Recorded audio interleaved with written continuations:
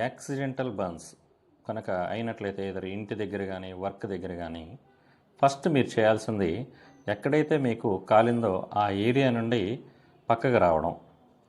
ఆ నెక్స్ట్ మీరు వేసుకున్న దుస్తులు తీసి పక్కన పెట్టడం. నెక్స్ట్ ఎక్కడ ఏ ఏరియా అయితే కాలిందో ఆ ఏరియాని కూల్ వాటర్ తోటి క్లీన్ చేయడం. దాని మీద ఉన్న బ్లాక్ డస్ట్ కానీ అట్లాంటివి ఏమైనా ఉంటే క్లీన్ చేసేయడం.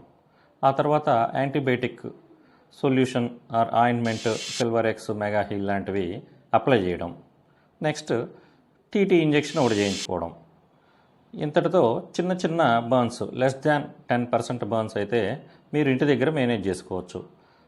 ఎప్పుడు మేము హాస్పిటల్లో అడ్మిట్ అవ్వాలి, ఎప్పుడు మాకు ఇబ్బంది అని అంటే మీకు గనక ఫేషియల్ బర్న్స్ అంటే ఫేస్ మీద ఎక్కువగా కాలిపోయినట్లయితే మీరు హాస్పిటల్ అడ్మిట్ అవ్వాలి. నెక్స్ట్ ఎందుకంటే ఆ ముక్కు నుంచి కానీ ఆ నోటి నుంచి కానీ ఆ ఫ్లేమ్స్ లోపలికి వెళ్ళి మన శ్వాస తీసుకునే ట్రాకియా లాంటివి వాసిపోయి మీకు గాలి తీసుకోవడానికి ఇబ్బంది అయ్యే ఛాన్స్ ఉంటుంది. అందువల్ల మీరు హాస్పిటల్ అడ్మిట్ అవ్వాల్సి వస్తుంది.